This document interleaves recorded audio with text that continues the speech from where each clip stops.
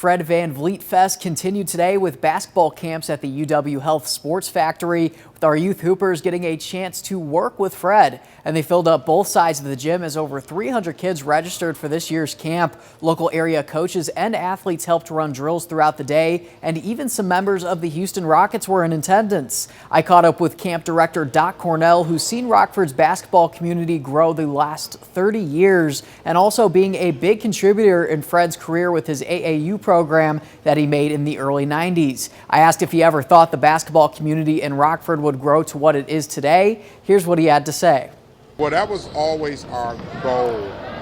We would dream about that, and me and Fred laughed. Like, we would go to tournaments and we would be crunched up in vans. Other teams were flying in or had charter buses, and we were like, hey, somebody's going to make it out of this group one day. Somebody's going to make it.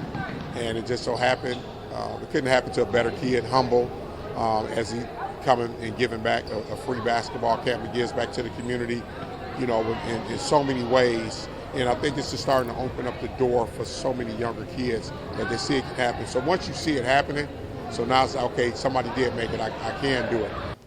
Cornell went on to say that the talent's always been in Rockford. The exposure just didn't follow until where we're at right now, which is many great athletes coming out of the 815. And he says that's going to continue, especially with the work done at these camps. Here in Rockford, you don't have to go to Chicago to find a five-star player. You don't have to go to Milwaukee. You can come right here to Rockford, and there's plenty of talent right here. I just want to let everybody know and put the world on notice that the 815 has tons of talent, and with all the kids that's here at this camp today, we've seen a lot of numerous kids here that are absolute talented here. So 815 is here on the map for a while, we should say.